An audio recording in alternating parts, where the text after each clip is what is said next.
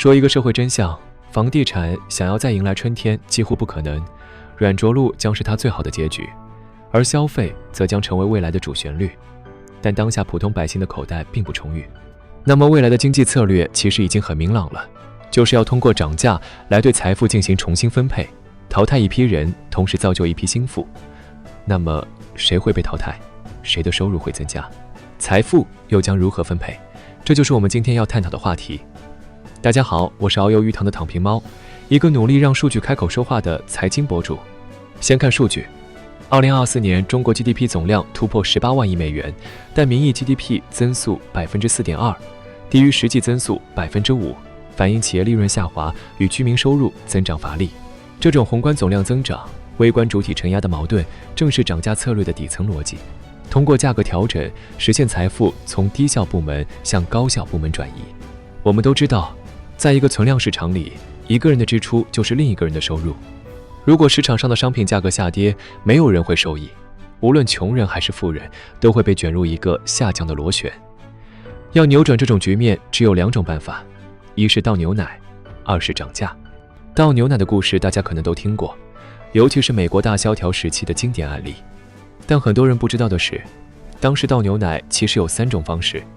第一种是企业工人自发倒掉牛奶，第二种是拦路抢别人的牛奶倒掉，第3种是政府补贴性倒奶。1933年罗斯福上台后，为了调控农产品价格，出台了农业调整法案，拨付了4300万美元收购黄油，结果却导致黄油生产更加过剩。从这些历史经验可以看出，虽然倒牛奶能在一定程度上解决供给过剩的问题，但副作用也很大。普通民众得不到实惠，生产企业还可能借机套取补贴。那么，有没有一种既能削减产能，又能让消费者受益的办法呢？答案是成本调控。一个商品的成本，真正能被外力调控的只有2个：税收和产业补贴。近年来，我们在税收问题上的原则一直是抓大放小。过去，地方政府对完善征税并不积极，因为一旦抓得紧，资金就会流向更宽松的地区，导致土地卖不动，地方收入受损。但现在情况不同了，各地普遍面临财政压力，税收问题终于从上到下达成了共识。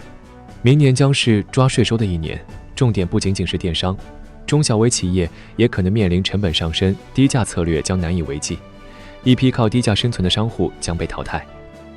另一方面，针对大中型企业，补贴政策也在调整。前几年，以汽车产业为代表的制造业企业，通过地方政府的土地和资金补贴，本应发展出新的产业链，从而拉动就业。然而，许多企业拿到补贴后，不仅没有健康发展，反而为了抢占市场打起了价格战。地方政府之间的内卷式招商补贴，更是加剧了这一问题。为了解决这一乱象，高层近期叫停了这种内卷式补贴，甚至要求退还过去违规发放的补贴。这意味着，从明年开始，许多依赖补贴的企业将迎来寒冬。以新能源汽车行业为例，2024年国家补贴全面退出后，头部企业比亚迪、特斯拉毛利率提升至 22% 和 18%， 而中小车企威马等陷入停产危机，行业集中度从 65% 升至 75%。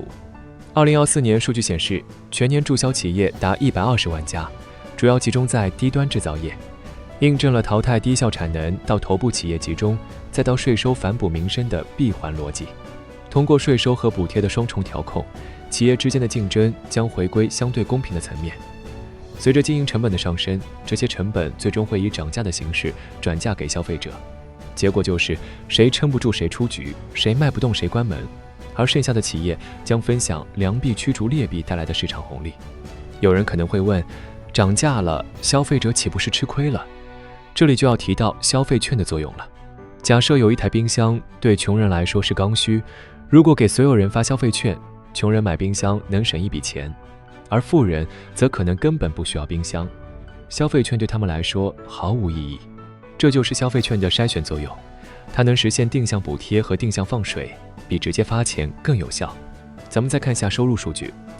2024年居民人均可支配收入增长 5.3%， 提升至41314元，但消费支出中食品烟酒占比仍达 29.8%， 居住支出占 22.2%，显示刚需消费对价格敏感度高。在此背景下，政府发放超100亿元消费券，带动家电、日用品销售额增长15%，但高端消费未见提升，验证了涨价加定向补贴的分层策略有效性。值得注意的是，消费券资金主要源于债务增长。2024年末，中国政府债务余额合计约82.11万亿元，占 GDP 比重约为60.9%。2025年将大幅增加债务规模，新增政府债务总规模11.86万亿元，比上年增加2.9万亿元，财政支出强度明显加大，而财富分配呈现沙漏型特征。胡润报告显示，中国亿元资产家庭财富占比达58%，厦门一城即有750户，反映财富代际转移正在加速。这样一来，涨价逻辑形成了一个闭环，通过提升企业成本，淘汰低效企业，减少恶性竞争，推动物价上涨。地方政府通过税收充实收入，再用一部分补贴刚需消费者，而非刚需消费品则不会得到补贴，因为消费这些商品的人被视为有钱人。通过这种方式，财富实现了重新分配。另外，传统制造业岗位缩减5%，约400万人，这会造成大批低技能劳动者面临就业难的问题。服务业虽吸纳4亿就业，但平均薪资仅为第二产业的70%。当然，社会上还是会有一批受益群体，包括一批头部企业员工和新兴产业从业者，其中头部企业薪资涨幅达8%，远超中小企业3%的增幅。另外，新能源、AI 训练师等职业缺口达200万，技术工人收入溢价显著。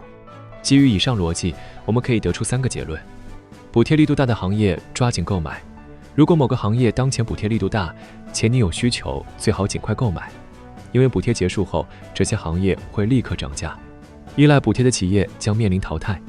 前几年靠补贴生存的企业，尤其是那些打价格战的行业，未来几年将迎来大规模淘汰。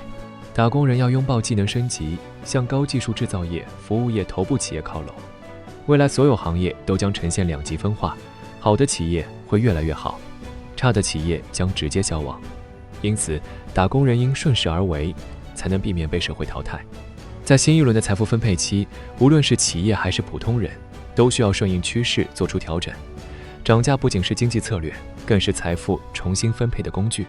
如何在这场变革中找到自己的位置，将是未来几年每个人都需要思考的问题。对这个话题感兴趣的同学，欢迎在评论区留下你的看法。咱们下期再见。